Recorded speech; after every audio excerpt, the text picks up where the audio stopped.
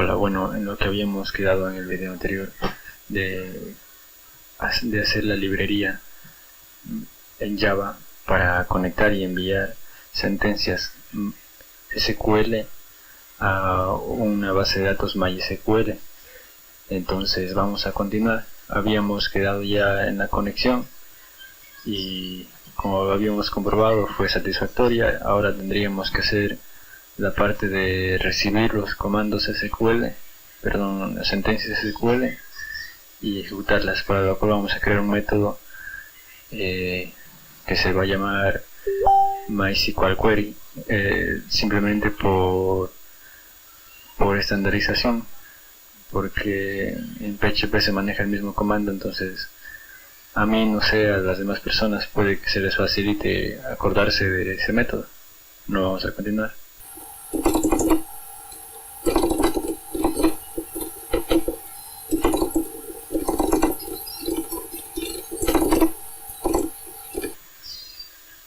Bueno, como podemos ver, ya he creado el método en el cual va a devolver un tipo de datos result set. ¿Por qué?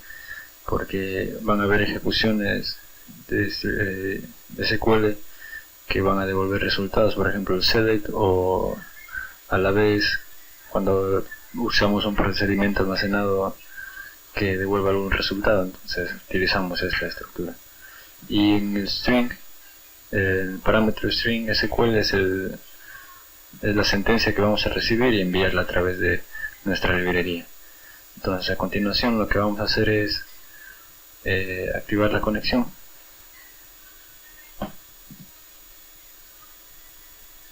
Primero que nada hay que borrar estas dos líneas que ya no nos van a servir en esta ocasión. Aquí procedemos a conectar y a desconectar la base de datos. Creamos una variable resultSet para poder devolver el resultado.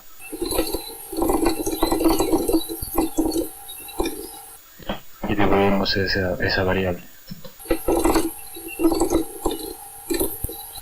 Ahora, lo que tenemos que saber es lo siguiente. Para nosotros poder ejecutar sentencias SQL a través de Java, Java nos tiene preparada una clase que se llama Statement, que nos permite crear como un estado que va a permitir enviar esa sentencia SQL a la base de datos a partir de la conexión que nosotros le demos. Entonces instanciamos primeramente esa variable de tipo statement.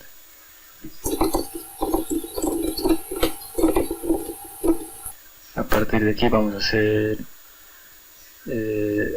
a partir de la variable de conexión vamos a crear dicho statement. Aquí, como vemos, nos pide un try catch.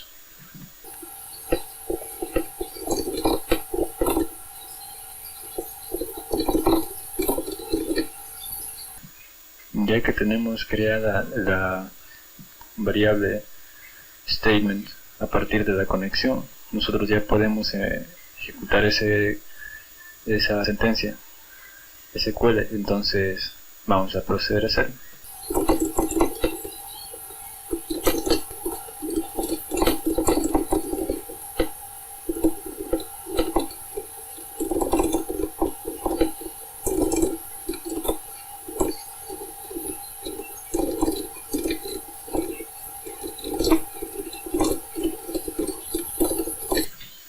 Y como podemos ver, es satisfactorio que hemos hecho, pero no nos podemos quedar sin hacer una prueba. Entonces vamos a hacer que cuando pase esto, o sea que cuando es un select, nos imprime un mensaje en consola que nos diga select.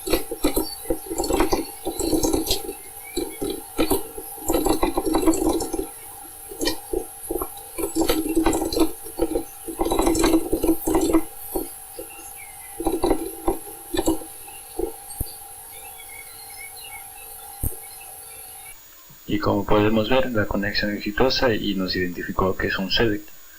Ahora tendríamos que hacer la misma condición para saber si es un procedimiento almacenado.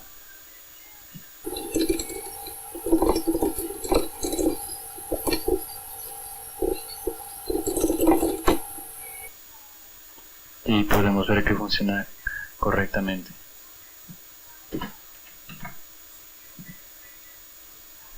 Bueno, he estado haciendo algunas pruebas y lo que he podido notar es que cuando nosotros recibimos algunos datos de la consulta en un result set y cerramos la conexión, ya no podemos utilizar esos datos del result set porque se cierran junto con la conexión, pero lo que podemos hacer es almacenar dichos datos en una matriz, por lo cual vamos a devolver una matriz string.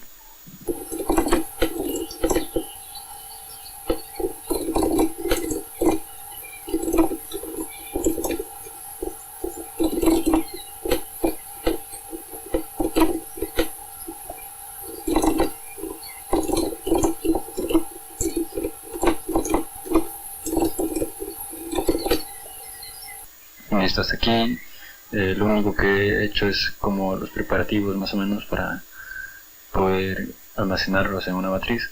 Lo que podemos ver es que he almacenado allá en un result set normalmente lo que devuelvo a esto mucho antes de desconectar de la base de datos. Entonces en ese transcurso entre este if, en todo este sí, vamos a hacer el procedimiento del proceso de almacenar en una matriz. Entonces lo primero que tendríamos que hacer es saber cuántos campos va a tener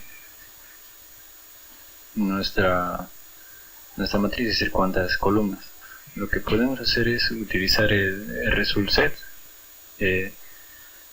y de ese result set obtener un metadato. Un metadato es de la clase metadata que tiene Java, que nos permite tener información específica de los campos de un resultado de una consulta query. Entonces vamos a proceder a obtener esos datos, para lo cual vamos a declarar el número de filas y el número de columnas.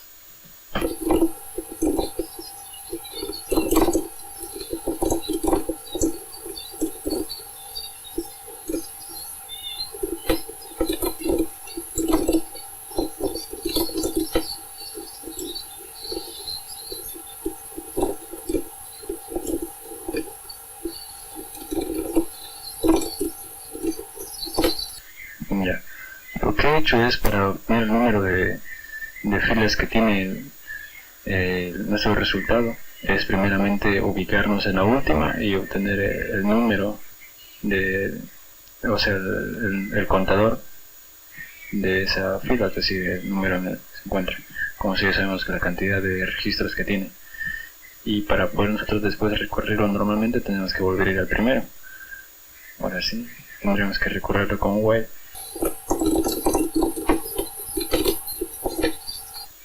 Antes tenemos que declarar nuestra matriz.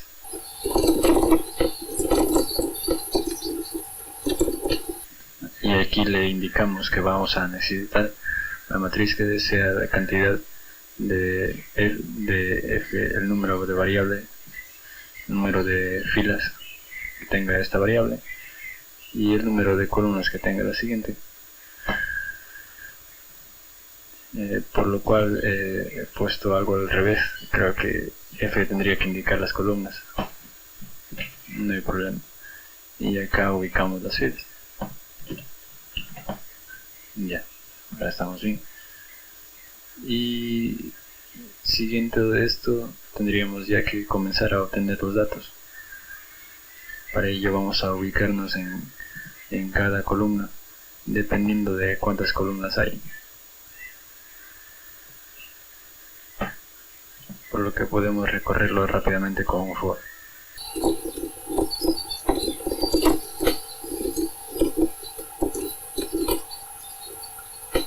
Para recorrer las filas vamos a necesitar una variable extra y para poder obtener la cantidad de la ubicación de la fila.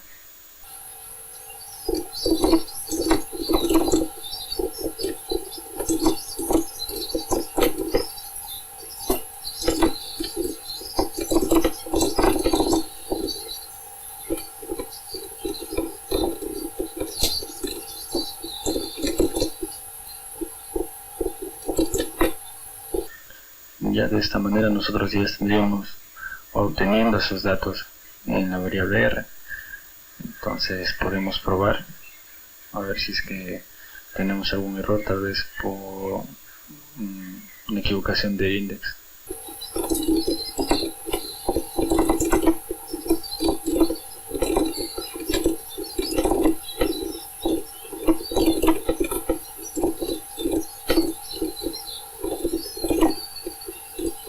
Vemos que actualmente no tenemos ningún dato, así que lo correcto sería primero guardar alguna información en una base de datos antes de intentar hacer una consulta.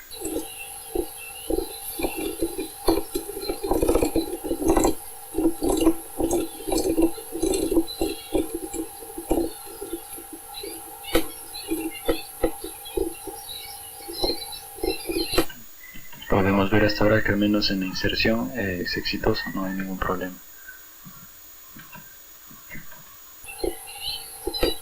Ahora, algo que he podido notar es que para poder recorrer los resultados de la matriz tendríamos que devolver el número de filas y de columnas, por lo cual tendremos que declarar una variable global y hacer getters y setters.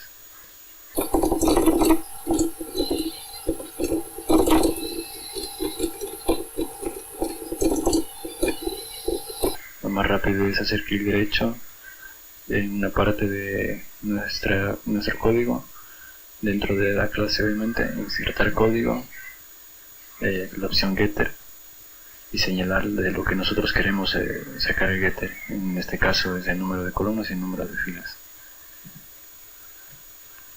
Esa es una forma en la que nosotros nos podemos ahorrar tiempo a la hora de programar. Entonces lo que tendríamos que hacer eso es asignarlo, en vez de a la variable que creamos aquí, asignarlo directamente a la variable global o atributo, como quieran llamarlo.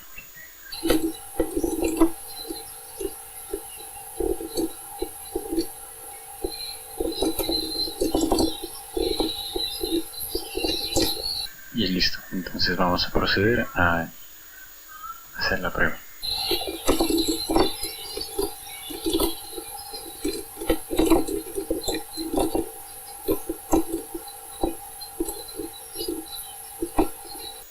Ejecutemos y vemos que es correcto. Hemos tenido la información sin ningún problema. A ver, pero lo que tendríamos que haber recorrido es las filas en I.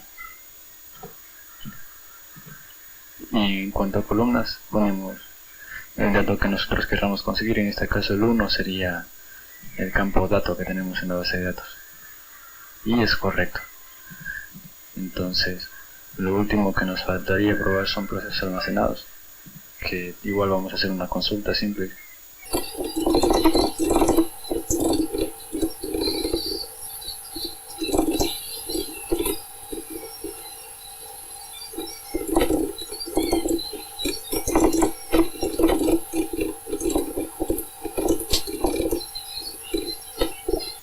Y listo, el procedimiento almacenado ha sido correctamente. Entonces vamos a hacer es llamar al procedimiento almacenado.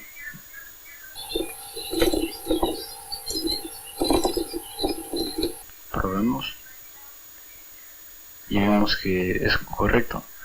Lo único que sí tendríamos que tener en cuenta sería que el dato no distingue entre mayúsculas y minúsculas, y si nosotros ponemos al momento de llamar en minúsculas no detectaría. Entonces tendríamos que hacer lo más adaptable posible, que no tenga ningún error. Entonces lo que podemos es convertir el dato a mayúsculas para poder validar con cualquiera de las dos.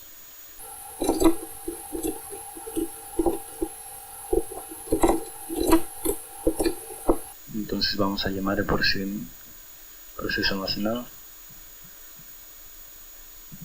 en minúsculas y vemos que de todas maneras funciona. Eso ha sido todo. De aquí ya podríamos ejecutar cualquier estructura query de consulta y o de select from o lo que sea y lo va a ejecutar correctamente. Solo nosotros sabemos que si hacemos una consulta y nos va a devolver información, lo almacenamos en una matriz y la recorremos normalmente. También se podría, con la clase metadata, incluso tener los nombres de cada campo a través de la consulta. Eso podríamos verlo más adelante. Entonces hasta aquí lo dejamos. Adiós.